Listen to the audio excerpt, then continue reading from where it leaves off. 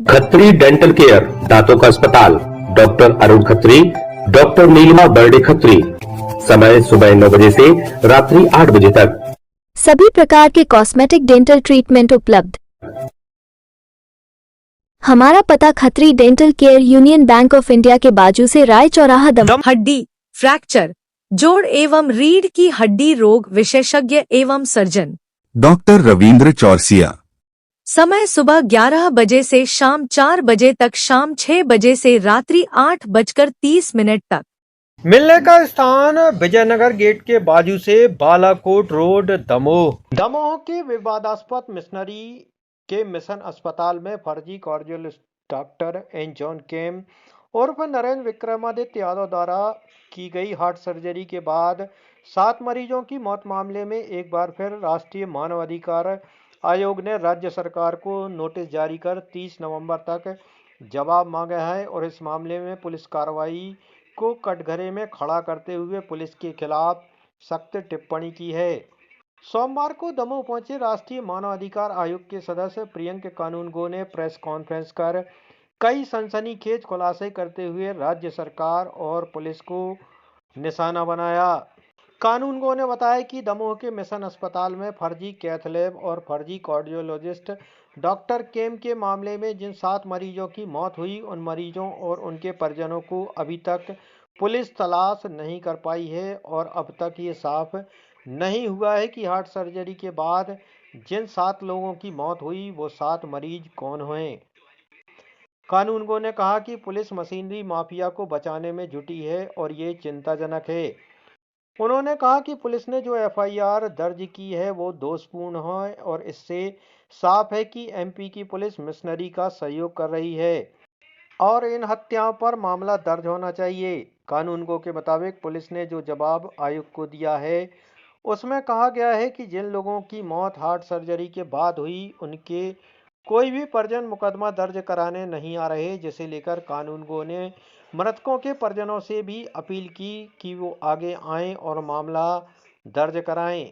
आयोग के राज्य सरकार और पुलिस पर गंभीर आरोप हैं, जिससे मामला एक बार फिर सुर्खियों में आ गया है।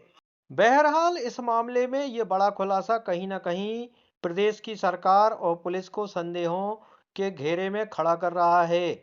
आयोग का जो रुख है उससे साफ हो रहा है कि मिशनरी के इस अस्पताल और प्रकरण को लेकर आयोग राज्य सरकार और एमपी पुलिस की कार्यप्रणाली से संतुष्ट नहीं है और कहीं ना कहीं पूरा मामला संदेहास्पद जरूर हो रहा है। इस मिशन अस्पताल और मामले को लेकर प्रदेश में सियासत भी लगातार हुई और कुछ दिन पहले ही कांग्रेस ने मिशन अस्पताल बंद किए जाने को लेकर राज्य सरकार पर हमला बोला था। देश की सुर्खियों में रहने वाले इस मामले में अब फिर चर्चाओं का बाजार गर्म कर दिया है। सवाल कई खड़े होते हैं कि आखिर इतना लंबा वक्त बीत जाने के बाद भी पुलिस और प्रशासन उन 7 लोगों के परिजनों को क्यों नहीं ढूंढ पाई जिनकी मौत की बात कही जा रही है। आखिर वो कौन 7 लोग थे जिनकी मौत हुई और अब उनके परिजन आखिर किस डर या भय में पुलिस के सामने नहीं आ रहे। क्या आयोग के निर्देशों का राज्य सरकार और दमोह पुलिस पालन नहीं कर रही, जिस वजह से आयोग के सदस्य को सार्वजनिक तौर पर ये बातें कहना पड़ रही हैं? क्या मिशनरी और पुलिस की मिलीभगत है जिस वजह से महीनों बाद भी जांच नहीं हो पाई है? और यदि ऐसा कोई मामला नहीं है तो फिर अस्पताल बंद करके आम लोगों की परेशानियां क्यों बढ़ाई गईं?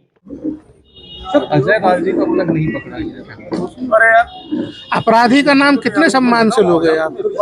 आपको मुझे इस आपका जवाब देते हुए अत्यंत क्षोभ है कि जैसे मध्य प्रदेश का एक नेता पहले ओसामा बिन लादेन को ओसामा जी बोलता था, वैसे आप अजय लाल को अजय लाल जी बोल रहे हो।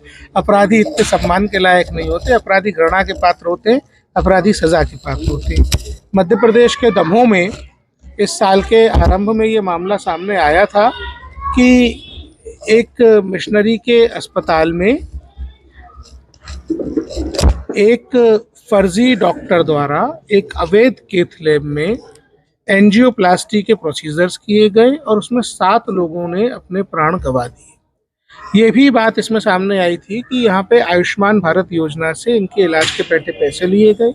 ये भी प्रकाश में आया कि एक तरफ जहां आयुष्मान भारत योजना से ये मिशन अस्पताल पैसे कमा रहा था, वहीं विदेशों से भी इस इलाज के नाम पे फंडिंग बटोर रहा था। ये भी मामले सामने आए कि कतिपय मामलों में मरीजों के परिजनों से भी पैसा लिया गया था। कुल मिलाकर के जब इस मामले में आयोग ने अपनी टीम भेजी, इन्वेस्टिगेशन शुरू की, तब पुलिस ने 2 एफआईआर दर्ज की, लेकिन दोनों ही एफआईआर कमज़ोर हैं। एक भी एफआईआर में पुलिस ने 7 पीड़ितों के नाम नहीं लिखे। दोनों ही एफआईआर्स में पुलिस ने ऐसे कानून के तहत एफआईआर दर्ज की है जिस कानून को रिपील किया जा चुका है, जिस कानून को मध्य प्रदेश में खत्म किया जा चुका है, उस कानून के तहत एफआईआर दर्ज करना ये इंगित करता है कि मध्य प्रदेश में दमोह की जो पुलिस है वो अपराधियों को सजा दिलाने के प्रति किंचित मात्र भी गंभीर नहीं है। 7 हत्याएं होने के बाद केवल एक एफआईआर दर्ज की गई और जिसमें ये लिख दिया गया कि कुछ लोगों की मौत हुई है। इस पूरे मामले में शुरू से ही प्रशासन का रवैया लीपापोती का है। हमको प्रशासनिक अधिकारी बताते हैं कि कोई भी पीड़ित सामने नहीं आ रहा है एफआईआर करने के लिए। तो मीडिया के साथियों से अपील करना चाहूँगा कि हमने जब इस मामले में मुआवजे के लिए बोला, हमने इस मामले में 10-10 लाख रुपए प्रति व्यक्ति के मौत के हिसाब से मुआवजे के लिए लिखा है, लेकिन मुआवजा तब तक नहीं दिया जा सकेगा जब तक एफआईआर्स नहीं होंगी। और पुलिस ये कह के अलग हो जाती है कि कोई एफआईआर करने थाने में आ नहीं रहा है। तो मेरी आप लोगों के माध्यम से ये अपील है पीड़ितों के परिजनों से कि किसी प्रकार के भय, दबाव या लालच के बिना न्याय के लिए एफआईआर करने थाने पहुंचे, और अगर पुलिस एफआईआर नहीं लिखती है तब आयोग को अवगत कराएं, हम इस पर कार्रवाई करेंगे। जांच हो चुकी, मैंने कलेक्टर ने जांच कराई, फिर सीएचओ ने जांच कराई, फिर पुलिस के पास मामला पहुंचा। देखिए, इस पूरे मामले में प्राइमा फेसाई संज्ञेय अपराध था, इन्वेस्टिगेशन होना था लोगों की मौत की जांच का। लोगों की मौत की जांच तो की नहीं जा रही है। अजय लाल और उसके सहयोगियों को बचाने के लिए सारी की सारी लीपापोती की जा रही है। हमने 6 नवंबर को पुनः एक आदेश दिया है, उसकी कॉपी आप लोगों को वितरित कर दी गई है। कृपया उसका अध्ययन करिए।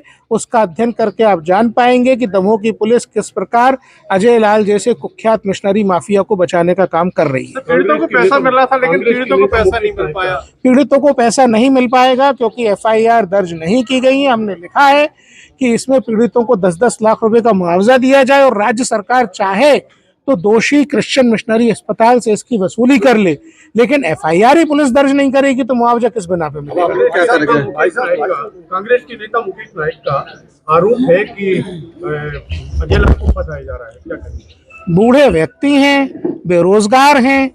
अजय लाल जैसे लोगों से कुछ पैसे पूसे मिलने की संभावना पूरी है, और वो एक ऊंची जाति का प्रतिनिधित्व करते हैं।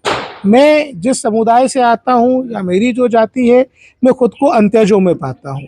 ऐसे ऊंची जाति वाले लोग हम लोगों पे पिछले कई हजार साल से ऐसे आरोप लगाते रहे हैं।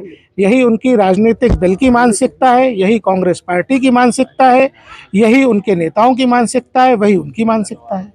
अब जब सब स्पष्ट है तो अब आप लोगों को क्या अगला करना है? हमने 30 तारीख तक जवाब मांगा है। हमने राज्य सरकार को दोबारा नोटिस किया है।